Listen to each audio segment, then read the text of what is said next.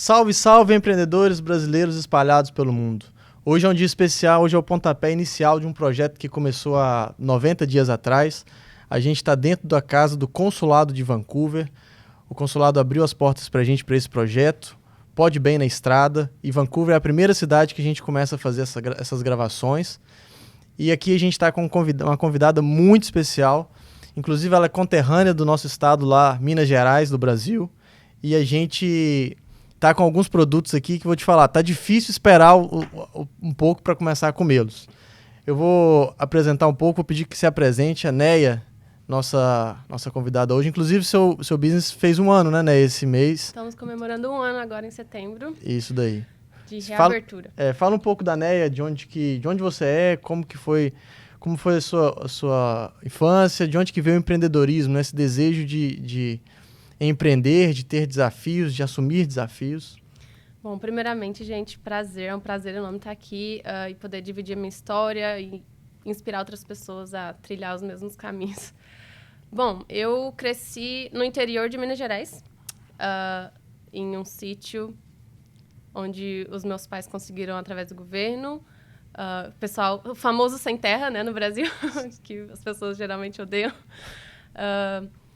A gente cresceu em condições bem precárias, principalmente os meus pais, mas eles conseguiram passar pra gente os princípios básicos da vida. Eu acho que o meu pai ensinou muito sobre isso de trabalhar para si só. Ele sempre falava pra gente que trabalhar para os outros não dá dinheiro. E a minha mãe, acredito que essa coisa de garra, sabe? De não desiste, de vai, faz e aguenta até o fim. Chorou, engole o choro e continua. Sim. Então, eu acredito que se eu não tivesse tido aquele passado pesado, né, de roça, eu não aguentaria passar pelas coisas que eu passei em Vancouver para chegar até aqui hoje e estar celebrando um ano, né, do meu business. Não são só vitórias, né? Não são só vitórias. Acredito que, assim como em gravidez, o pessoal geralmente romantiza muito, mas até você chegar lá e mostrar o seu troféu, você passou por muita coisa. Sim, sim. Me conta um pouco, você é de qual cidade de Minas? Se chama Campo Florido. Campo Florido. É do lado de Uberaba. Uberaba. Cidadezinha bem pequena. Então, o povo de Uberaba aí, ó, tem uma conterrânea de vocês aqui no Canadá fazendo sucesso. Ai, Deus, aqui. E me conta um pouco, e você trabalhava lá, quando você veio para o Canadá, o que você fazia no Brasil? Como que surgiu esse sonho? Eu saí da fazenda, fui morar em Uberaba para fazer faculdade. Eu comecei com arquitetura, tranquei depois de 2 anos, passei a fazer engenharia civil, fiz mais 2 anos. Nesse meio tempo, meu irmão já estava morando aqui no Canadá e ficava me insistindo comigo, like, vem para cá, vem para cá, vem para cá. Eu sem nenhum preparo, sem inglês zero, sem dinheiro, absolutamente nada. Decidi trancar a faculdade e falei, ok, eu vou. E ele falava assim, só confia em mim, só vem. Eu vim com o telefone quebrado, sem inglês e com $200 no bolso. Era tudo que eu tinha. Cheguei, fiquei na casa dele de favor. Comecei a fazer umas faxinas. Eu era manicure, então eu fazia algumas unhas, só que sempre morrendo de medo de ser denunciada, porque até então eu era visitor, não podia trabalhar. Então, isso me impossibilitava um pouco de divulgar que eu era manicure. Eu pulei essa parte, né? Eu não contei que no Brasil, enquanto eu fazia faculdade, eu trabalhava como manicure. E aí, um mês após isso, eu conheci uma pessoa que me ofereceu emprego em um açougue. Essa pessoa, eventualmente, passou a ser meu marido. O que hoje a gente não tá junto mais, mas através dele foi que as portas se abriram para mim aqui no Canadá. E eu sou muitíssimo grata, apesar da gente não estar mais junto. Vamos fazer um parênteses aqui. Você era manicure no Brasil e foi trabalhar no açougue? Sim, eu passei a ser de tudo aqui. Fui faxineira, lavei caminhão de carga com pressure washer. Enfim, até eu passar a ser açougueira. É um mercadinho europeu, então eles vendem produtos europeus importados da Sérvia, da Europa e carnes, né? Pouco tempo depois que eu comecei a trabalhar sem inglês nenhum, eles só se comunicavam comigo por... Me mostrava e eu repetia. Então, como eu não sabia fazer nada e nem me comunicar, eu limpava e organizava as prateleiras, assim, o máximo que eu podia. Mas, em 3 meses, Não tô falando isso para influenciar ninguém, tá, gente? A trabalhar ilegal ou a fazer o que eu fiz, porque é muito arriscado. Essa é só a minha história mesmo. Em 3 meses, eu tava falando inglês. Não, né, perfeito, como ainda não é, mas já consegui me comunicar bem, porque eu não fui pra escola, eu não estudei inglês. Eu só estudava sozinha, fazia Duolingo, filmes, séries em inglês, com legenda em inglês, até eu aprender esse negócio. Então, em pouco tempo, lá no açougue, eu já estava fazendo tarefas mais de gerência e também pouco tempo a gente se envolveu e já passei a morar com ele, bem de início, assim. Aí a gente eu percebi a procura de picanha, que era enorme aqui em Vancouver. E não tinha em lugar nenhum, ninguém conseguia encontrar, que não é tão popular, um corte tão popular assim, não era, né? Isso uns quase 5 anos atrás. Fui no YouTube, pesquisei como é que fazia esse corte da picanha, pesquisei muito, peguei uma peça de alcatra, aprendi a fazer o corte, falei, pronto, agora a gente vai vender picanha aqui nesse açougue. E com a picanha, a gente pensou assim, por que não vender acompanhamentos de churrasco brasileiro? Tipo a farofa, uma pimenta biquinho, um sal grosso. Sim. Uma fornecedora de Montreal entrou em contato comigo e o meu ex-sogro, na época, ele não queria vender produtos brasileiros lá. Mas a gente insistiu, ele falou assim, tá bom, vamos colocar $2.000 de produto na prateleira somente. Colocamos $2.000 de produto lá. 3 dias depois, estava vazia a prateleira. Sold out. Foi muito sucesso. Eles não tinham Instagram, eu criei Instagram para a loja deles, e aí eu comecei a divulgar muito, e os produtos brasileiros começaram a ser muito sucesso lá na loja. E eu senti, assim, que eu estava fazendo a diferença na vida de tanta gente. Eu acho que foi aí, nesse ponto, que eu me encontrei, sabe, comigo mesma. Eu nunca planejei ter uma loja de produtos brasileiros, vender comida, nunca planejei, eu nunca cozinhei para muita gente no Brasil. Mas eu sempre fui muito dedicada a tudo que eu faço. Se eu for fazer qualquer coisa, vai ser perfeito. Ou o máximo que eu conseguir do meu melhor. Eu acho que isso veio muito do meu pai, a excelência, sabe? Ele era pedreiro, mas ele sempre ensinou a gente a fazer Dedicação. tudo da melhor forma que a gente conseguisse. O seu irmão veio quando pro Canadá? Acho que 1 ano antes de mim. São só vocês dois ou são mais irmãos? Somos em 4. E agora, graças a Deus, todos os 4 estão aqui no Canadá. Ah, é? A minha irmã acabou de chegar, a última irmã, 2 meses atrás. Então tá completo. A família, os seus pais vieram também, não? Meu pai, infelizmente, já faleceu. Mas a minha mãe, ela veio visitar a gente já 2 vezes, ou 3, 2. E ela tá no Brasil. Agora ela ainda mora na fazenda, na mesma fazenda que a gente cresceu. Mas ela pode vir voltar agora com os 4 filhos aqui, né? Ela vai vir mais vezes, com certeza ela vai vir mais vezes. E me conta, quando você decidiu vir, com essa influência do seu irmão que já estava aqui, já era uma porta, né? Que fala assim, olha, eu vou com uma certa segurança que seu irmão já estava. Como que foi o comportamento disso, da sua família, dos seus pais, das pessoas que você conversou? Falou, tô indo embora pro Canadá, saindo aqui de Minas. Caramba, eu acho que eu sempre fui desde os meus 13 anos de idade, eu praticamente me banco. Claro, né, que eu vivia ainda com os meus pais, mas assim, se eu quisesse meu material escolar, eu é que trabalhava para comprar do meu jeito, né, as coisinhas coloridas como eu queria.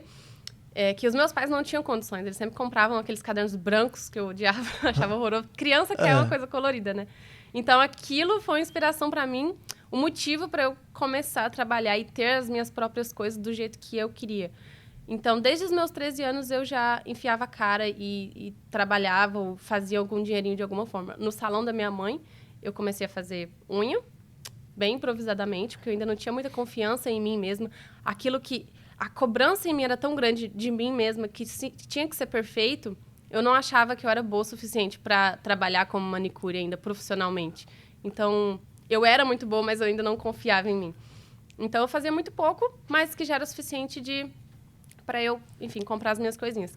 Então, por isso, a minha família não estranhou muito. Minha mãe apoiou, meu irmão já estava aqui, então eu tinha uma certa segurança, não era nada tão arriscado, confiei nele. Infelizmente, com 1 mês que eu estava aqui, esse foi um dos motivos que eu me mudei com o meu ex. Aconteceu uma coisinha bem chata na casa dele, que eu fiquei muito desconfortável de estar lá de favor. E aí, eu tive uma pressinha a mais de sair de lá e, enfim, me aventurar. E seguir a vida. Uma coisa que você falou que eu quero deixar para quem está nos assistindo ou nos ouvindo é a questão do inglês, né? Eu também, quando eu vim, o meu inglês era the books on the table e a gente acha que isso vai ser o suficiente para chegar e conversar. Já no aeroporto, você já vê que não é. Meu Deus, para passar na imigração, senhor. Eu achei que eu fosse ser mandada de volta. Então, assim, você que está nos assistindo, às vezes, vou esperar um curso, vou pagar, vou ter que fazer igual você fez. Tem Duolingo, tem filme, muda sua estrutura do celular para inglês, faz o que tiver que fazer, mas continua, né? Continua a aprender, continua a investir, porque o inglês, ele é essencial. É essencial. Com certeza. Quando você chegou, você já tinha esse pensamento de negócio, de falar assim, olha, eu quero ter meu próprio negócio no Canadá? Não tinha. O meu futuro aqui era totalmente preto e branco. Assim, preto e branco não, branco, né? Eu não sabia de absolutamente nada, eu só tinha certeza que o que dependesse de mim seria feito, porque eu sempre fui muito dedicada, mas eu não sabia de absolutamente nada do que seria. Então, acho que Deus é que escolheu para mim, sinceramente. Ele é que foi trilhando, abrindo as portas para mim, e eu só fui pegando todas as oportunidades que eu tinha e agarrando nelas, né? Antes de você ter o seu próprio negócio, o que você mexeu com mais? Você fez mais alguma coisa? Algum outro trabalho? Como eu disse, eu cheguei aqui, eu fiz faxina em algumas casas. Eu fiz unhas de algumas clientes. Eu ia nas casas delas, né? Trouxe a minha maletinha do Brasil e ia fazer a unha. Depois eu comecei no açougue. Durante esse período do açougue, em algum momento que eu parei, eu lavei caminhão por 3 meses, aqueles caminhões de carga. O que mais que eu fiz aqui, gente? Gente, quem tá ouvindo, eu tô curioso. Quem tá ouvindo no Brasil não imagina, às vezes, o frio que a gente tem aqui. Como era galpão, provavelmente, né? Fechado. Não, era aberto. Aberto? Era aberto. Era lá em Delta. Era uma cidade mais afastada. Tinha, um estacionamento de warehouse. Como é que fala warehouse em português? Um galpão? Um galpão. E aí, no estacionamento, o lugar onde a garagem dos caminhões era próxima. E aí, o pessoal ia, dirigindo os caminhões para lá, estacionava. Era aberto. Então, a gente lavava, eles levavam de volta, trazia mais um, lavava outro.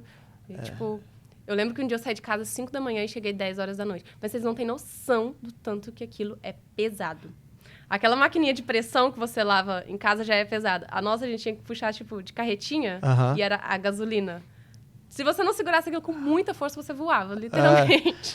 E outra, uma coisa é você segurar por 5 minutos, né? Outra coisa é o final do dia. Aquilo tá pesando um elefante. Inclusive, a gente usava um químico, né, para jogar nos caminhões, porque aquela gordura de graxa, de asfalto, gruda muito, é muito pesado. Por isso que tem que ser, né, coisa muito forte. Eu jogava o químico dentro do caminhão, eu tinha que correr para fora, mesmo de máscara, para respirar, porque era muito forte, né, para fígado, enfim, pro rim.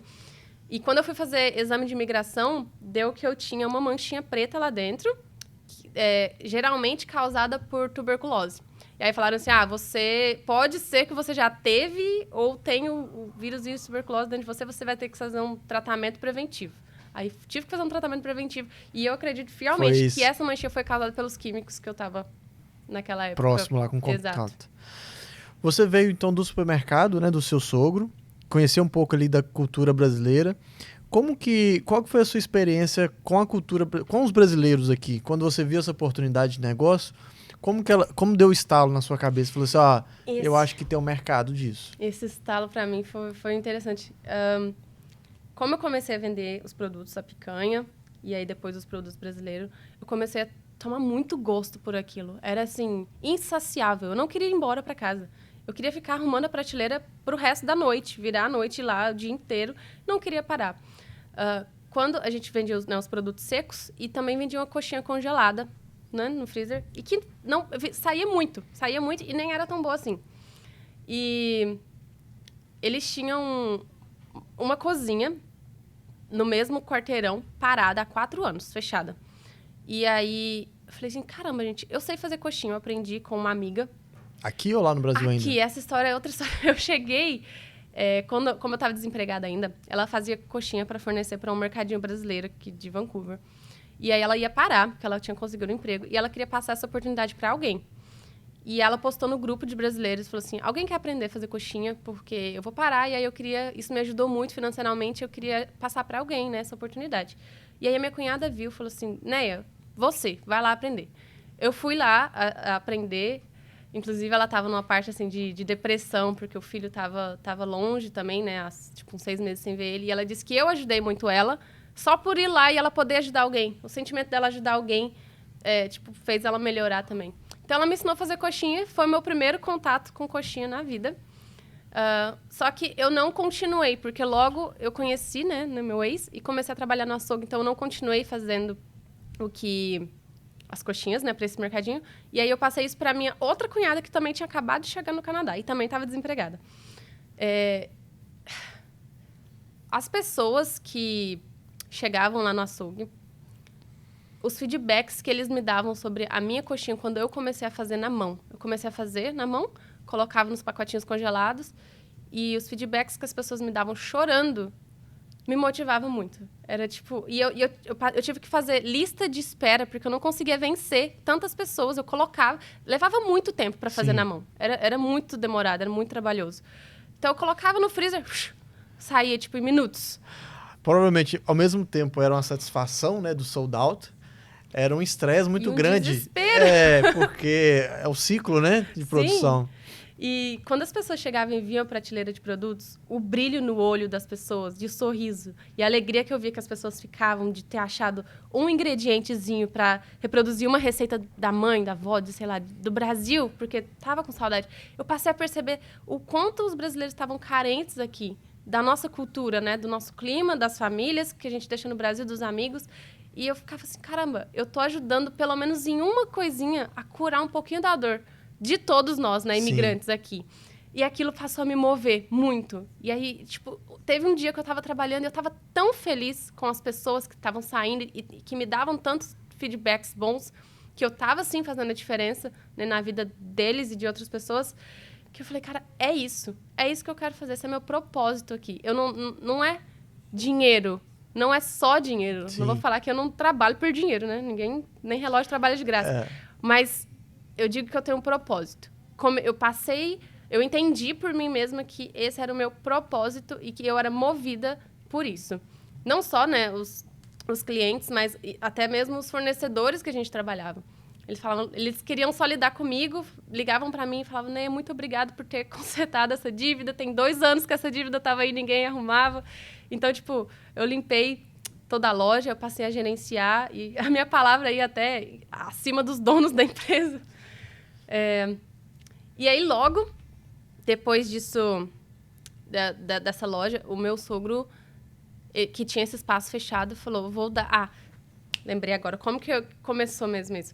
Eu tava fazendo coxinha na mão. E como eu não conseguia vencer aquela lista, e eu já tinha muita moral com o meu sogro da época, porque ele confiava em mim, né? Eu fiz a loja dele, tipo, bombar de novo.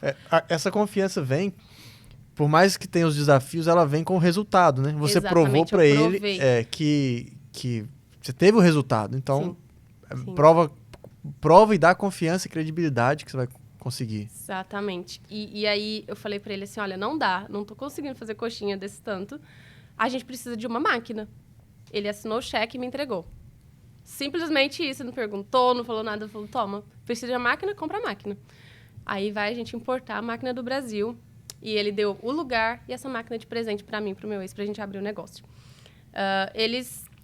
Até então, vocês trabalhavam então, no mesmo local, era um único negócio do seu sogro. Você ainda fazia coxinha dentro desse... Não era no açougue, era outra loja que eles tinham. Sim. Lá na mesma rua, no mesmo quarteirão. Ok. A loja deles inicialmente era nesse lugar. Eles fecharam lá, mudaram pro ponto da esquina e mantiveram o aluguel daquele lugar.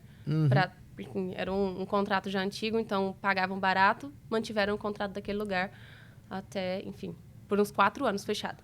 E aí eu falei, gente, é um desperdício aquele lugar fechado. Eles queriam abrir uma padaria lá, mas nunca abriram, eles não tinham condições de abrir, de condições de gerenciamento, por umas coisas particulares deles que eu não vou entrar nisso. Mas eu tinha muita dó daquele lugar fechado. Falei, caramba, vamos colocar esse lugar para funcionar. Então, e eu tinha muito medo, aquela coisa de perfeccionismo, de novo, tinha muito medo, eu não queria começar. Um dia, a minha outra cunhada, nessa época eu já tinha 2 irmãos aqui, então eu tinha 2 cunhadas. A minha outra cunhada, foi ela que me deu o primeiro passo, assim. Ela falou, chega, vamos lá agora, entra no carro. A gente vai lá no Costco comprar as coisas, a gente vai começar a fazer coxinha agora. E eu, não, Amanda, não funciona assim. O nome dela é Amanda. Eu falei, não funciona assim. A gente tem que se preparar, tem que ter, né, um projeto. Não é assim, ela entra no carro agora. A gente vai começar do jeito que tá, improvisado mesmo. Então, graças a ela é que eu comecei mesmo a fazer coxinha. O pontapé inicial, o empurrão inicial... Foi dela. A gente no Canadá, lá na nossa província também, a gente vem com o Brasil com essa ideia de excelência, porque é o que a gente vê no mercado brasileiro. Para você abrir um negócio no Brasil, a gente sempre pensa assim, você tem que estar com a melhor cadeira, a melhor estrutura, a melhor pintura, o melhor ambiente, tudo perfeito. Aqui não é assim, né? A gente vê que o mercado como um todo, tanto o consumidor como o empreendedor, vai como tá, como tem e do jeito que dá. Né? A gente começando. Mete a cara, o peito na porta e vai. Se você quer empreender, você está aqui, esse é um excelente conselho. Não procura a perfeição, porque você não vai achar ela. Começa. Só começa. Só vai. Não adianta, a gente nunca vai estar preparado, né? A gente fica assim, vou esperar quando eu estiver preparado. Você nunca vai estar preparado, você vai aprender isso na jornada, no caminho, no meio. Não adianta, não tem outro jeito. Eu falo que quando você se você realmente achar que você está preparado, aí com certeza você não está. Não tá. Exatamente isso, gente. Eu sou tão insegura comigo mesma, assim. Eu nunca acho que eu sei o suficiente. Por mais que eu chegue aqui, muitas pessoas me veem como referência. Eu continuo achando que eu não sei o suficiente ou que eu não sou boa o suficiente. Sempre quero melhorar, sempre quero. E eu espero que isso nunca morra em mim, porque é isso que mantém a gente, né, em movimento, crescendo, melhorando. Eu acho que nada pode ficar parado. Ou você está evoluindo, ou você está decrescendo, morrendo. E esse sentimento te deixa alerta, né? Você está sempre alerta com as coisas, como está tudo acontecendo. Exato. A gente tem que estar alerta. E você então abriu... Quando você abriu, você já vendia... Porque você mudou um pouco. Você vendia produtos prontos, né? Você vendia, se for farofa, alguns produtos... Secos, né? Secos, para fabricar, né? Para entrar nessa linha de produtos próprios. Quais foram os desafios que você teve quando você falou assim, olha, uma coisa é eu pegar algo de alguém e vender, né? Fazer o marketing e vender. Outra coisa é eu produzir o meu próprio produto. Todos os desafios. Eu pensei que quando eu comprasse a máquina de coxinha, meus problemas estariam resolvidos. Eles estavam só começando. Era só... Enfim, eu comprei um probleminha pra mim. Tinha dias que eu queria pegar a máquina, colocar no ombro, tacar na rua e quebrar ela com um bat, assim. Tipo, com toda a minha raiva. Porque, gente... Meu Deus, que desespero. Provavelmente peso não sai às vezes, muda, ajusta. Você não tem ideia dessa máquina. É um horror. É um horror. Tipo, ela deu todos os problemas possíveis. Eu tinha que abrir. E tava no Covid na época. A gente abriu no Covid. Então, assim, não tinha como ninguém viajar aqui, um técnico para me ajudar a arrumar nada. Então, eles me ligavam de vídeo e falavam, abre, né? Vai lá no mercado, compra a chave tal, que eu não entendia absolutamente nada disso. Abria, tá vendo o fiozinho vermelho? Corta. Põe o fiozinho em tal lugar. Então, eu tive que virar a técnica da minha máquina durante a produção. E nisso, a gente estava pagando hora, né, de alguém para trabalhar. Sim. Para fazer a produção, a hora da pessoa rodando. Eu consertando a máquina, a massa e o recheio lá prontos. E aí, como a gente ficava muito tempo consertando a máquina, a hora da pessoa dava, ela tinha que ir embora. E eu preciso de 2 pessoas para fazer a produção. E aí, a massa, que já tinha ficado muito tempo, né, esfriando, já não dava mais. Então, assim, um problema ia levando a outro. Ela começava a rachar, quebrar, não empanava mais. Eu fazia a produção inteira. Quando eu ia fritar, todo o empanamento do salgadinho caía, soltava. Então, era dali pro lixo. E eu queria entrar no lixo junto. Eu chorava, tipo, de desespero, sabe? As primeiras até você come, fala, vou comer, já tá aqui, mas depois você não aguenta. Não dava. Se bem que até hoje eu não enjoei. Não já tem uns 2 anos que eu trabalho na área, né? Mas eu não enjoei ainda da minha comida, graças a Deus. Como que veio a questão do nome? Como que você... Nome? Eu vou envolver meu ex de novo, caramba. Eu queria economizar ele, mas não tá dando. Um dia a gente tava conversando... Falar que eu tava conversando com um amigo, melhor, né? Tava conversando com um amigo, e aí ele falou alguma coisa assim de... Brazilian. E eu pensei que ele tava inventando essa palavra da cabeça dele. Sim. Ele falou, não, essa palavra existe. Eu falei, claro que não existe. Brazilian, claro que não existe. Existe no dicionário informal do inglês. E aí eu fui, né, no Google, pesquisei o que significava Brazilian e tava lá. Algo assim... algo que remete ao país tropical, à beleza do Brasil e a mulheres bonitas até, falava. E... Vamos colocar aqui na câmera, acho que a câmera vai pegar bem. Tá dando pra ver aí? E eu amei o significado. Eu achei que representava exatamente o que eu queria passar. O nome é fácil para canadenses para pegar também. Então, falei, é isso, Braziliant. E ficou decidido. Nasceu. E quando você teve esse ponto, como que foi abrir o business? Como é abrir um business aqui em Vancouver? A gente sabe, eu sei um pouco lá de Manitoba, né? De Winkler, que é a nossa cidade. Um abraço aí para Winkler. Como é aqui a questão de permits? Você já sabia? Você aprendeu com seu sogro? Como que você traçou esse caminho da parte de documentação para abrir o seu próprio negócio? eu acho que eu fiquei mais na parte da execução em si, Sim. né? De tudo. E essa parte de burocracia, naquele início, foi mais com eles. A única coisa que eu fiz foi, a entrevista com a inspector Sim. de health, que eu não tô lembrando como é que fala em português agora. É a Agora você me inspetora de saúde, né? De saúde pública. Lá seria vigilância sanitária, eu acho. Isso, exato. Então, eu que tive que passar com ela, ela analisa tudo, e aí eles falam, ó, você tem que mudar isso, e eu vou voltar aqui em tanto tempo pra verificar. Ela voltou antes. Ah, é? Enfim. Mas a nota, isso começa pelo prédio em si. Por ser uma cozinha, é o máximo de exigência da cidade possível. Então, assim, você tem que remover... A gente teve que remover todo o teto. Passar, um produto em volta de toda a madeira para evitar fogo. Então, você é avaliado pelos bombeiros, pelo Health Inspector, e aí tem os permits da cidade, né? Porque também aquela localização tem que ser designada para esse uso. Você não pode abrir algo ali que não seja designado para cozinha. Para região. Ou, enfim, para região, exato. Eu, naquela época, não fiquei muito nessa parte dessa burocracia, mas agora, né, aquele negócio chamava Brasil, era outro negócio que eu tinha com ele. A gente, eventualmente, fechou em 1 ano e meio, não por conta do negócio, era coisa pessoal nossa, né, a gente se divorciou, enfim. E fiquei 2 meses fechada, e aí eu abri o Braziliant aqui em Downtown. E aí, sim, eu tive que começar a trabalhar na documentação. Eu comecei entrando em contato com a inspector de saúde, e ela veio... ali eu alugo parte da minha cozinha. Eu não tenho o lugar todo, ele não é todo meu. Eles anunciaram para alugar, tipo Commissary Kitchen. Commissary Kitchen é um galpão com todos os equipamentos para cozinha, onde você... Porque aqui você não pode cozinhar em casa. Sim. É ilegal. Então, você tem, por obrigação, por lei, alugar um desses espaços. Eles alugam por hora, por dia, por noite, enfim. Um espacinho pequeno, e aí você divide aqueles equipamentos com todo mundo, né? É tipo público. Ele queria alugar essa parte pra mim, então eu aluguei metade dessa cozinha deles. Esqueci o que eu tava falando, meu Deus. Você estava falando sobre o processo você teve contato com a da vigilância, né? Isso. Então, aquele espaço já era em si legalizado, então eu pulei uma parte da etapa, mas ainda assim eu precisava do meu business permit, business license e da health license, que eu tinha em Burnaby para aquela empresa, só que aqui, como Burnaby é outra cidade, Vancouver é outra cidade, eu tenho que aplicar para Vancouver, o que leva muito mais tempo, porque Vancouver e Downtown tem uma fila enorme que leva geralmente até ano. Eu acabei de receber o meu business license semana passada.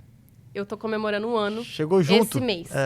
Eu, teoricamente, não poderia abrir o meu business antes de receber esse documento. Ou seja, se eu tivesse alugado aquele lugar vazio, só meu, eu teria que esperar 1 ano pagando aluguel, pagando tudo, até receber esse documento. Olha o tempo que levaria. E geralmente é por isso que os primeiros negócios quebram, né? Principalmente de restaurante, porque você se planeja para talvez 6 meses, né? Para obra, licenciamento de tudo.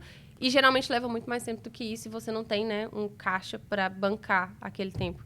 Graças a Deus, por eu estar dividindo a cozinha, eu estava meio que na responsabilidade da documentação deles. Uhum. E só por isso eu tive a chance de abrir antes, né, de receber esse documento.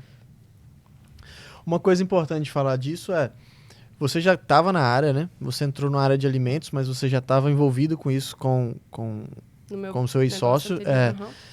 E cada cidade, cada região, cada província tem as suas peculiaridades. A gente não tem em Manitoba essa questão de volume, né? De empresas, de restaurantes, e principalmente no interior, onde que é a nossa casa, né? Então, assim, quando você fala que demora, é uma realidade que a gente não tinha em Manitoba. Então, quem está nos assistindo, às vezes você não pode tomar o Canadá como um todo. Então, certeza. Às vezes você assiste um vídeo, assiste uma entrevista, assiste uma live, ou alguém fala alguma coisa, pesquise pelo local que você quer empreender, pelo local que você quer estar. É muito específico. Inclusive aqui, como você falou, né, cada cidade, cada região tem os seus fiscais, tem as suas normas próprias, o seu formato, o seu tempo, né? Exato. Que é algo bem, bem específico. Mesmo que seja dentro da mesma província, Sim. de cidade para cidade, mesmo que elas sejam vizinhas, as normas mudam totalmente. E como que você foi aumentando? Aqui a gente tem várias opções. Eu vou, inclusive, começar pela coxinha. Agora A minha vantagem de ser... você ser a convidada é que, enquanto você fala, eu posso comer muito mais. E pra gente, esse sentimento que você falou no começo, de quando a gente vê um produto da nossa terra, da nossa casa, é gratificante. O sabor de casa, né? Inclusive, esse aqui é cenoura, bolo de cenoura? É o mais vendido lá da loja. Esse eu vou colocar mais perto de mim. E eu quero deixar registrado que ele era grande. Colocaram só 2 pedaços aqui na mesa. Os bastidores ali ficaram com bastante coisa. Mas conta um pouco como que foi criar os produtos. Como que vem essa criação? Você ouve os clientes? Vem de você mesmo? Você tem algumas coisas que você já tinha desenhado? Falou, eu vou crescendo e vou colocar isso? Não. Com essa máquina, né, que eu comprei, vieram algumas apostilas com a receita que funcionava na máquina. Porque tem que estar... o recheio tem que estar na textura perfeita para a máquina. A massa também tem que estar exata para a máquina. Se for diferente, não funciona. Então, assim, eu tinha que aprender, eu tinha que seguir aquela base, né? E com aquilo, eu adicionava, até porque, né, vem com temperos ali que era do Brasil. Então, a gente tem que adaptar tudo para cá. Tudo adaptado. Então, fiz uma receita, deu errado. Adicionava um pouquinho mais, anotava. 10 gramas de sal. Anotava mais 10 gramas de sal. Menos tal tempero. Menos tal tempero. Então, assim, os meus cadernos são todos riscados e anotados, assim, porque eu ia testando. Eu nunca fui cozinheira no Brasil. E eu não vou falar que cozinhar é a minha paixão. Não, eu acho que, igual eu falei, eu amo empreender. Eu descobri que eu amo isso. Não é que eu amo cozinhar, mas eu vou ser boa e, enfim, para mim, o melhor de mim em qualquer coisa que eu fizer. Então, se eu vou cozinhar bem. E como eu cresci em Minas, na fazenda, então eu sei o que é comida boa, né? A gente cozinhava no fogão de lenha, minha avó, enfim. Vamos desculpar os outros estados do Brasil. Desculpa, não quero ofender ninguém. Sim, mas a comida mineira tem um sabor especial. Descobri que a baiana também. Também? Eu fui pra Bahia porque, assim, eu postei no nosso Instagram na época quais as comidas você tem mais saudade do Brasil, né? Pra eu investir, né? Já começar a comer o menu focado no que as pessoas tinham mais interesse. E aí foi feijoada, estrogonofe e acarajé. Falei, gente, nunca comi acarajé na minha vida. Não faço ideia o que é isso. Nem sei, não sei como é que parece. E aí eu fui pesquisar, obviamente, mas o processo era muito trabalhoso. E eu pensei, como é que eu vou reproduzir uma coisa que eu não sei como é que tem que ser o resultado final. Sim. Quando eu tive a oportunidade de ir no Brasil, fui 2 dias para Salvador só para provar acarajé. Então, eu amei a comida de Salvador, amei, total. É totalmente diferente da mineira, mas maravilhosa, né, em si. E aí, você estava perguntando como é que eu cheguei nas receitas. Isso, teste em cima de teste, errava uma produção inteira, lixo, tenta de novo. Porque eu não sabia cozinhar. Então, eu sei cozinhar o seu básico, né? Mas eu sei o que é comida boa. Eu sei que o paladar. O que tem que ser o resultado final. Então, enquanto não chegar ali, eu vou continuar tentando até eu chegar no que eu quero. E eu acho que foi isso. E aí, cada coisinha veio... Eu comecei só com salgadinhos. Só salgadinhos e docinhos, acredito. No início, meu Deus, docinhos ficavam duro ou ficava mole. Passava do ponto o tempo inteiro. Meu Deus, até aprender, Jesus, foi muita coisa. E pra escolher, hoje você tem... Qual o cardápio de salgados que você tem? Eu tenho coxinha, que tá aqui, né? Risoles de carne. Era risoles, a gente mudou o formato dele recentemente, porque eu tinha que carimbar um por um, era muito manual, e eu mudei para travesseirinho de queijo, mas a receita continua igual. Esse aqui é o quibe com queijo, então ele tem queijo dentro. Já deve estar frio, ele não vai esticar mais. Croquete Tá de milho com queijo. Esse eu comi já, os dois aqui. A coxinha, né, que é a rainha da casa. E não tem aqui o quibe tradicional e a bolinha de queijo. E eu tô começando a fazer bolinho de bacalhau, que eu quero colocar no menu tem muito tempo também. Então, esses produtos vêm pela demanda. As pessoas falam assim, ô Neia, nossa, traz, sei lá, quibe. Aí você começa a pesquisar também, tem essa interação com as pessoas? Eu prefiro Você mesmo... focar nos produtos que são mais populares no Brasil inteiro. Uhum. Porque o Brasil é muito regional. Sim. Então, assim, eu descobri principalmente na festa junina que, caraca, que diversidade o Brasil tem. É total. Tipo, por exemplo, para curau de milho, que a gente chama em Minas curau de milho. Tem uns 5 ou 6 nomes diferentes no Brasil inteiro para o mesmo produto. Então, quando as pessoas chegam falando, ai, né, eu quero canjica. Para mim, canjica é de grão, né, aquele caldinho com grãozinho cozido. E para o pessoal do Nordeste, canjica é o nosso curau de milho, que capixaba chama de papa de milho. E, enfim, tem vários nomes diferentes para o mesmo produto. Então, assim, eu tento colocar algo que é meio que universal, assim, no Brasil, sabe? Sim. Não coisas específicas. Muita gente me pede... Às vezes alguém chega em mim tentando me explicar algum produto que é muito específico da região deles. Ai, né, eu tenho muita saudade disso, mas, tipo, eu não tenho público volume, para né? isso tudo, né? Porque, tipo, as pessoas não conhecem esse produto. Então, tipo, não é... O meu foco não vai para isso. Há um ano atrás, quando você abriu, você tinha mais a visão só do público brasileiro ou você também já pensava assim, como que eu vou atingir o paladar canadense? E depois de um ano, o que você fala? Qual foi esse resultado? O que o canadense tem achado do tempero? Pra ser muito sincera, antes eu não pensava em canadense. Eu tô começando a pensar mais em canadense agora. E o motivo é um pouquinho triste, por um lado. Apesar de eu ter tido muito apoio das pessoas quando eu fechei a minha loja lá. Inclusive, eu conto depois a história. Mas tem aquelas pessoas, infelizmente, né, que vêm para jogar areia na felicidade dos outros. Então, as pessoas que querem questionar o preço, querem questionar a qualidade. Claro, a qualidade todo mundo sempre questiona, mas, assim, são comentários, e eu sou muito aberta a críticas. Muito. Inclusive, no início, eu tinha alguns clientes que chegavam para mim e falavam, Neia, não tá bom isso aqui hoje. Tá ruim por causa disso. E eu amava que as pessoas me falavam a verdade. Porque se eles não me dissessem a verdade, como é que eu ia melhorar, gente? Sim. Se você tá me iludindo falando que tá perfeito do jeito que tá, e eu acredito, eu vou continuar vendendo um produto ruim para sempre.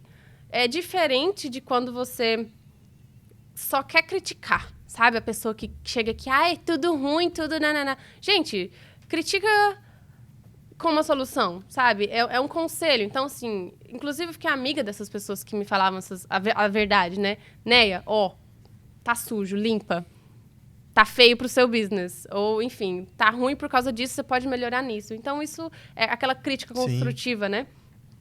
Mas, ultimamente, também de região para região, muda muito o público. Então, assim, lá em Burnaby eu tinha muito mais famílias, né? Que já estavam um pouquinho mais estabilizadas aqui. E agora aqui em Downtown tem muito mais estudantes. Então, estudante, obviamente, tem menos dinheiro, né? Tem menos... E aí, eles... Não todos, tá, gente? Pelo amor de Deus, não tô generalizando. Mas sempre eu tenho que lidar com algum cliente querendo tirar vantagem do business, sabe? Você fez um errinho muito pequeno, muito bobo. Tipo, atrasou 5 minutos. A pessoa quer dar um escândalo. Ou quer, tipo assim, você atrasou 5 minutos. Agora você tem que me dar alguma coisa de graça pra compensar, sabe? E eu vejo tanta gente agora tentando tirar vantagem disso... que eu comecei a ficar um pouquinho frustrada. Sim. Mas já tá passando. Agora que a gente fez um ano e eu comecei a relembrar de novo de toda aquela etapa quando eu fechei. E aí eu vou te contar a história de quando eu fechei lá. As pessoas viram muito do que estava acontecendo lá no meu business, os clientes, né, mais próximos.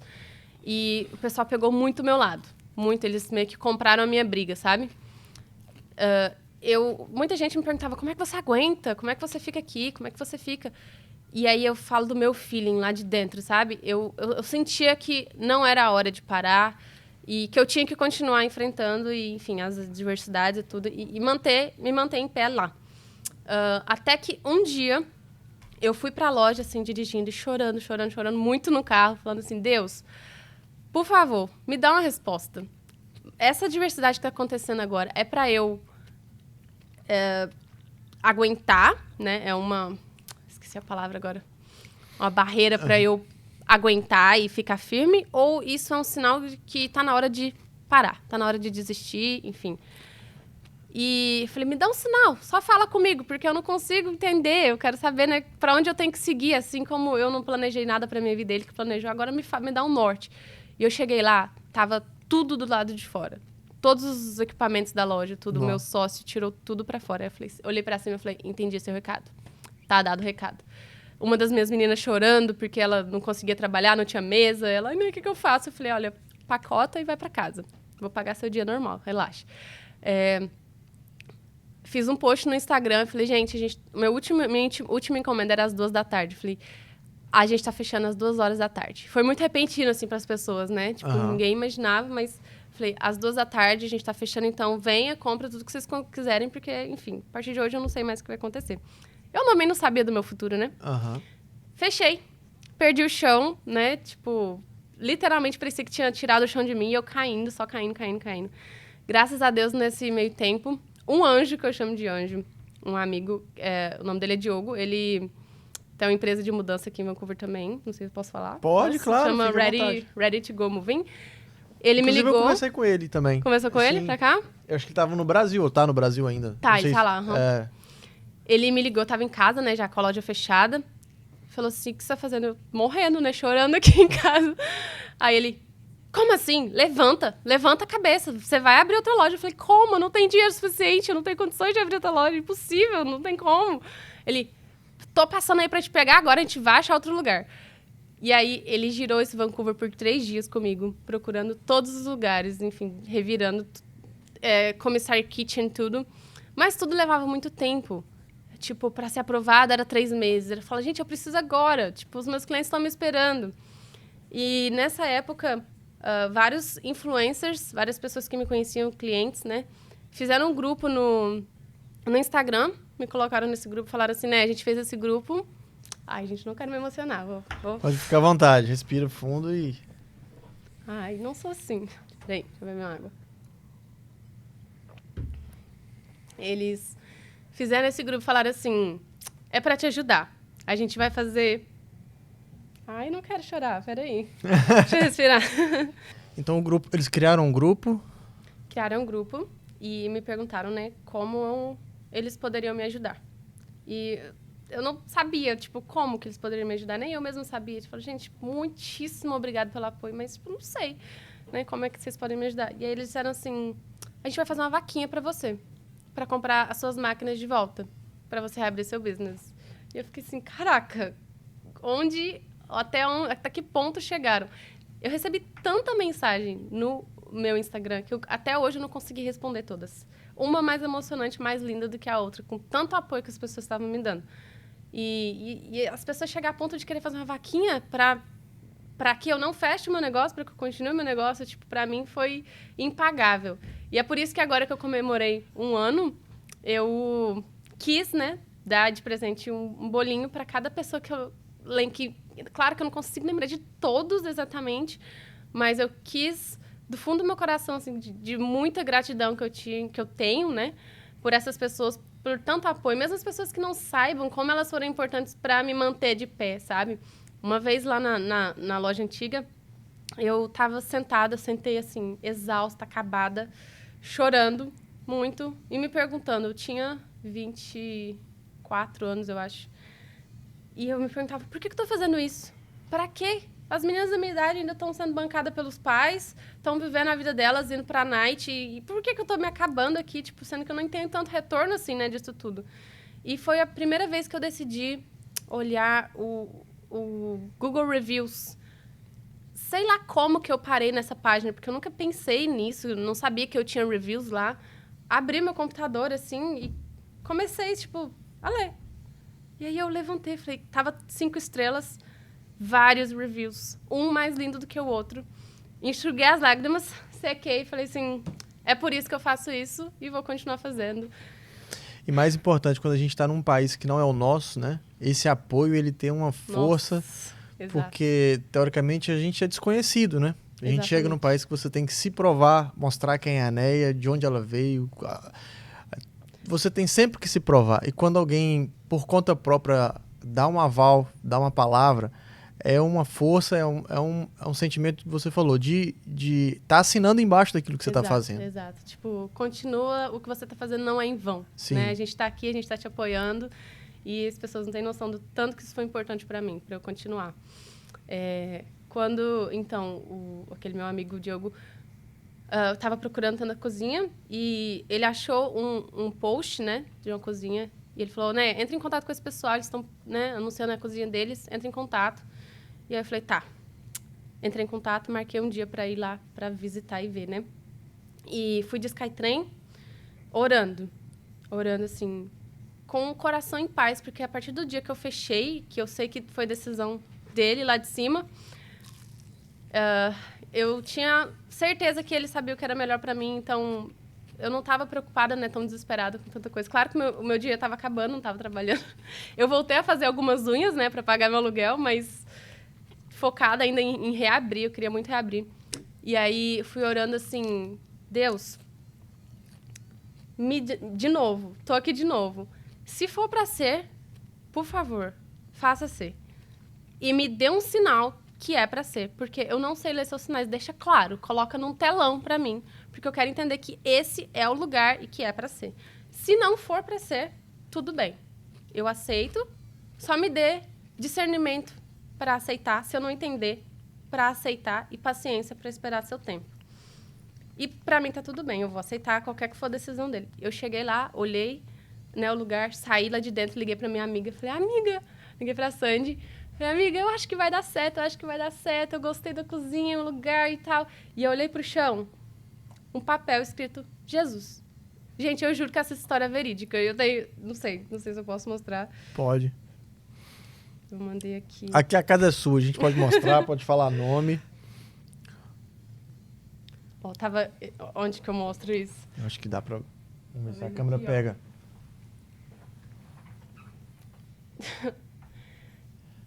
Entrega melhor do que essa não tem. Aí eu comecei a chorar, falei, cara, eu não acredito.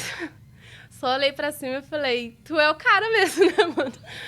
Falei, então é aqui e... Poucas vezes eu vi entregar pessoalmente, assim, um presente. Exatamente. Meu Deus. Claro que continua o lugar. Não é, né, tudo que a gente quer, não é só meu, mas, assim, era tudo que eu precisava, era no local que eu queria muito downtown. Então, nossa, foi surreal pra mim, assim. É prova que ele existe, ele tá aí, ele tá de mão dada comigo o tempo todo. Então, eu só entrego pra ele sempre que eu tô em dúvida. Eu não sei pra onde eu vou, não sei qual que é o meu futuro daqui pra frente.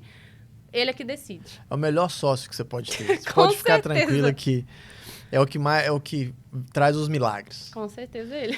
Qual que é exatamente o endereço, né, lá? Na 552 Seymour Street. E você tem alguma plataforma? Uber Eats? Para entrega, né? Pelo Uber Eats e pelo DoorDash, somente por enquanto. Pode entrar em contato com a gente no nosso Instagram, que é Braziliant_Catering. Tem o nosso website, que é braziliant.ca.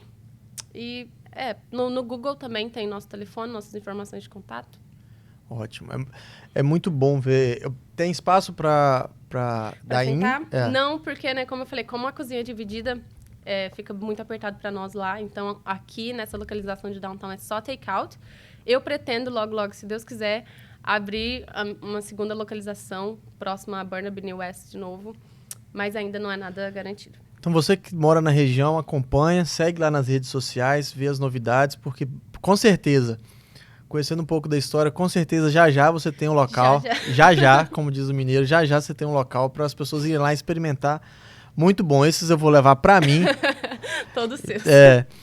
Mas, né, eu queria que você deixasse, a gente está caminhando para o final. A gente tem algumas perguntas que o pessoal deixou na caixinha.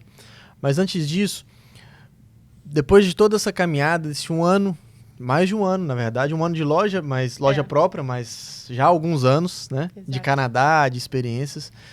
O que você deixa para quais são os conselhos que você pode dar para quem quer começar, quem ainda não começou? Primeiro vamos começar com essas pessoas que têm um desejo, têm um sonho de empreender, mas não sabe, não sei se eu largo meu emprego, minha estabilidade, ou sigo o meu sonho ou não, e por quê ou como. O que você pode falar para quem está nos ouvindo ou nos assistindo, que está com essas ansiedades, né?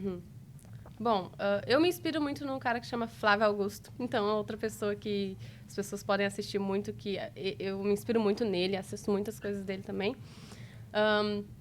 Para você sair do seu emprego completamente e se dedicar 100% a isso, você tem que ter muita certeza que vai dar certo. Então, eu diria que não larga o seu emprego assim logo de cara, vai com passos mais sólidos, né? Apesar de que investir, né, ter um negócio é muito arriscado e às vezes você se depara com situações que você tem que tomar decisões assim, tudo ou nada. Sim. Mas enquanto você tiver controle, né, dessa situação vai devagarinho, vai colocando uma pedrinha após a outra e construindo o seu muro devagar. Ai, cara, não sei, porque eu acho que cada passo que eu dei foi isso, sabe? Eu não me joguei de cara assim. Claro que na minha última loja, sim, mas eu tinha muita confiança que as pessoas tinham me dado, então eu tinha certeza que ia dar certo. Então, a partir desse momento, eu me joguei de cara. Mas segue seu feeling, segue lá dentro. As pessoas falavam pra mim, por que você faz isso?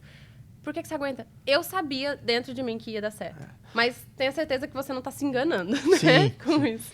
Existem momentos que você tem que dar um passo seguro, né? Talvez, vários passos seguros. Mas se você quer realmente se destacar, em algum momento dessa caminhada, você tem que dar um passo arriscado, né? Com toda certeza. Em algum momento da caminhada empreendedora, vai chegar aquele ponto que você vai falar, olha, ou eu me jogo, ou não vou. Ou não dá para mim ter a confiança, os números. Tem hora que é feeling. Sim. E se joga. Aquela vaquinha eu não aceitei. Aquela vaquinha do pessoal, eu preferi não. Eu queria ter o meu próprio mérito que eu corri atrás. Então, eu tinha um pouquinho de savings e eu investi tudo nisso. O meu namorado falava assim, você é louca? Ele ficava assim, Bibi, você tem certeza que você, assim, quer fazer? Você não quer arrumar um emprego? Por enquanto, não. Eu tenho certeza. E o dia que eu abri, eu tinha, tipo... $200 na conta. Se eu não abrisse aquele dia, eu tava fodida. Então, assim, eu joguei tudo pra esse negócio, exato. E para quem empreende e tá passando pelos mesmos desafios, o que você pode falar? Assim, às vezes a pessoa abriu, às vezes ela tá com algumas dificuldades, às vezes... Porque o sofrimento do empreendedor também ele é um pouco solitário, né? As pessoas sabem um pouco o que tá se passando, mas... Não é igual, você tá na pele. Então, para quem tá hoje, às vezes, com esses... sofrendo, né? Vamos falar assim, às vezes tem alguém que tá quase jogando a toalha. O que você dá de conselho pela sua experiência, pelo aquilo que você já passou, pelos desafios que você já passou, por todos os challenges que já tiveram? Qual o conselho ou o que você deixa de recado para essas pessoas? Acho que quando a pessoa tá ali à beira da desistência, né? Como eu já estive várias vezes, você tem que se lembrar dos motivos que te fizeram chegar até ali, em primeiro lugar. Do seu propósito. Se você tem um. E você tem que ter um. Porque se você tá só pelo dinheiro, eu não acho que é suficiente, sabe? Para te mover. Claro que o dinheiro é recompensador, mas se você não tiver algo maior dentro de você te movendo, você não vai ter a consistência necessária, porque não é todos os dias que você vai estar animado, você vai estar com todo, né... Os dias ruins vão ser muito mais do que os dias bons durante esse processo todo, até você ganhar a sua recompensa. Então, só se lembre mesmo dos motivos que te fez escolher isso. E eu acho que esse motivo vai te levantar de novo. Se agarra as pessoas, né, que estão ao seu lado e que acreditam em você, assim como essas pessoas acreditaram em mim. Ótimo. Acho que é isso. Gente... muito obrigado, né? E agora vamos ver o que eles perguntaram aqui. Ai, meu Deus. O pessoal do Instagram que está acompanhando a gente. Preparada para as perguntas? Não. Eu também não. Vamos ver quais são. Mas eu te deixo à vontade. Se você falar só, essa daqui é segredo ou essa aqui é estratégia de business, eu não posso contar. Okay. Tem isso também, ok? O pessoal do Instagram que está acompanhando a gente lá no telefone, a gente fala que eles estão lá na arquibancada, lá em cima, ó, no camarote. Eles colocaram aqui, ó. Quando que você vai ter o seu food truck? Você tem projeto de food truck? Food truck, é um outro business, né? Mas de novo, as pessoas não têm noção do quanto isso é burocrático e caro. É muito caro. Um food truck sei lá, um bom, em média de $500 mil. As licenças levam uns 3 anos aqui em Vancouver, se você quiser uma localização em Vancouver. Então, são muito demoradas. Então, assim, eu primeiro quero ter a minha própria cozinha, porque aqui onde eu tô é meio instável, né? Tipo, como eu só tenho parte dessa cozinha, ela não é minha. Então, assim, eu não tenho aquela confiança toda que eu tô numa rocha sólida, não tenho a fundação, né, certo dela. Então, assim, primeiro eu quero ter a minha cozinha própria, que vai ser a minha segunda localização. E aí eu quero deixar Vancouver só como distribuição mesmo. Após isso, quem sabe um food truck, aí eu consigo alcançar outras regiões também. Então tá aí, ó, pro Alben, que perguntou isso sobre food truck, primeiro você vai lá na sua loja, no Dine-In, não é Exato, isso? Vem me apoiar aqui em Vancouver, aqui em Downtown, para eu ter condições de, isso daí. de comprar isso aí depois. A segunda pergunta, como foi o processo para abrir empresa? Eu sei que o Canadá, a pergunta completa, né? Como foi o processo para abrir empresa e se teve incentivo do governo para isso? Não. Você acessou algum fundo, algum grant do governo? Nenhum, nada. Desde que eu cheguei no Canadá, como no início eu não pagava aluguel, tudo, qualquer centavo que eu ganhava ia para os meus savings. Até coloquei isso, que eu prefiro ter uma bolsa barata com dinheiro dentro que uma bolsa cara vazia, sem dinheiro. Então, assim, eu sempre fui muito segura com dinheiro, sabe? Eu nunca gasto à toa, eu não me dou a recompensa antes de realmente merecer. Então, se eu compro alguma coisa, eu tenho que estar bem segura que eu consigo pagar aquilo, que eu não vou passar dificuldades, né? Me perdi da pergunta de novo. Do fundos de governo, se você acessou alguma coisa de... Não tive nenhum fundo do governo, eu tinha só os meus savings mesmos, eu investi ele todo. Agora, para minha segunda localização, estou pensando em tentar aplicar para algum business loan, mas ainda assim, nada garantido. Até então, não tive a ajuda de ninguém. No primeiro, você chegou a pesquisar sobre isso? Algum grant do governo ou você... Sim, eu tenho um amigo que tem uma pizzaria. Ele não é brasileiro. Ele tem uma pizzaria que chama Captain's Oven. Eles fazem, tipo, pizzas com sabores brasileiros também. Pouca gente sabe disso, eu acho. Aqui em Vancouver? Aqui em Vancouver. Eles já abriram... Tem pouco tempo, mas eu acho que ele já tem umas 4 brands, assim, em Vancouver, Surrey. E ele me dava muitas dicas. Como chama? Chama Captain's Oven. Captain's Oven. Pode deixar o recado, faz o merchan pra ele, não tem problema. Eu não sei se eu posso. Pode sim. Bom, eles têm pizza com catupiry, gente, que é, tipo, sensacional. E eu sei que ele roda o mundo pra conseguir... Ele rodou, né? Pra conseguir comprar catupiry, trazer e manter isso vindo pra cá. Então, assim, vale pelo menos a pena apoiar, porque ele se dedicou muito com isso. Então é isso, eles têm uma em Surrey, uma em North Vancouver, uma em Vancouver, Downtown, e eu acho que eles estavam abrindo outra em Langley, eu acredito, não tenho certeza, mas pode conferir o Instagram deles também, que vocês conseguem todas as localizações. Pronto. E ele me dava muita dica, Sim. assim, de negócio, como, né, ele já tem um pouco mais de experiência. E ele me falou de um business loan que eu quero muito aplicar, que ele é, tipo, financiado pelo governo, tipo, por um banco, mas com auxílio do governo, sabe? O governo é que garante que se eu não pagar, eles pagam. Mas é claro, né, que a gente tem que fazer, tipo, um business plan, que é um documento de plano todo, um plano de negócio, literalmente. Que eu tô meio travada nele, porque tem que escrever ele todo em inglês. É muito burocrático, é muito chatinho, muito detalhe. Você tem que ter muita pesquisa. Você tem que convencer eles de que o seu business vale a pena para que eles possam investir em você. Então, ainda não fiz. Essa pergunta eu acho que você não vai responder.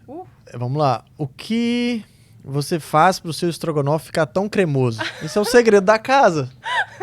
Meu Deus, gente. Eu acho que eu vou te ajudar, eu acho que você não vai precisar. Você vai falar? Te dou uma dica. Vai lá no 552 Seymour Street.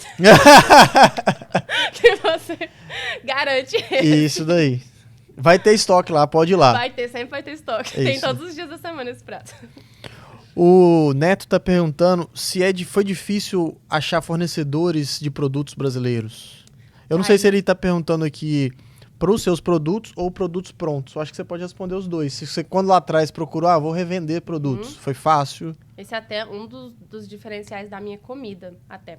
Eu uso produtos importados do Brasil, então eu uso arroz brasileiro de verdade, porque a gente sabe, né, que o arroz daqui tem sabor diferente, ou textura diferente. Eu uso feijão brasileiro, farofa brasileira, batata palha brasileira, tudo, guaraná, tudo que eu posso, que eu não tenho substitutos à altura do produto brasileiro, eu uso brasileiro. Fornecedores, eu comecei com um fornecedor de Montreal, passei para um fornecedor local, que é aqui de Vancouver, e agora eu voltei a comprar com o meu fornecedor de Montreal. Também tem um dos Estados Unidos, mas que eu tenho que fazer todo o trâmite, né, de passar, então é um pouquinho mais complicado. Então, eu continuo comprando com o meu fornecedor de lá, de Montreal. Aí é um pouquinho complicado, às vezes falta produto, às vezes para no caminho, demora a chegar, e aí o pessoal fica puto comigo porque acaba a batata palha. Enfim, gente, tenha paciência comigo. Sim, tá vindo de longe, não é de perto. Tá vindo de longe, exatamente. Eu não tenho como ir ali no mercado e comprar, não. Quer o sabor, tem que esperar, não é? Não é fácil. Exato. Né, muito obrigado pela sua vinda, por estar aqui, por abrir a nossa série Vancouver. Eu tô muito feliz com isso. Obrigado por ter trazido um pouco do tempero brasileiro. Ai, gente. A gente vai depois tirar algumas fotos. A gente vai lá, né? Chegamos ontem de Manitoba. A gente ainda vai passar lá, comprar sim e apoiar. Mais tarde. E quando a gente falou de citar o nome dos empreendedores, outros, né? A gente brinca e a gente deve fazer isso. A gente é muito apoiado dessa rede de apoio. O que a gente pode fazer para ajudá-los, né? Se ajudar. O movimento que eu quero criar com o Podbem é justamente esse. Essa rede de apoio para que a gente mostre que é difícil, mas é possível e a gente está aqui para ajudar. Assim, eu tenho os meus negócios em Manitoba.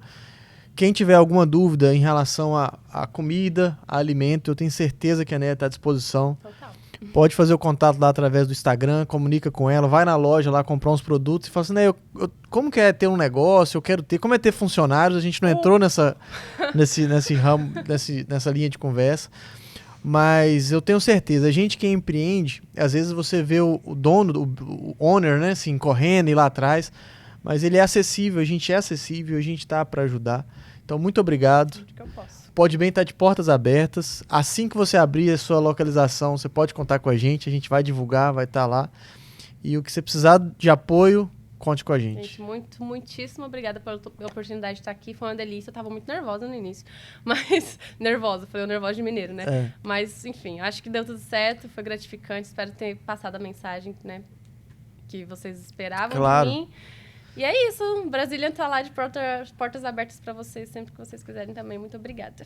Obrigado. Até a próxima, gente. E temos mais.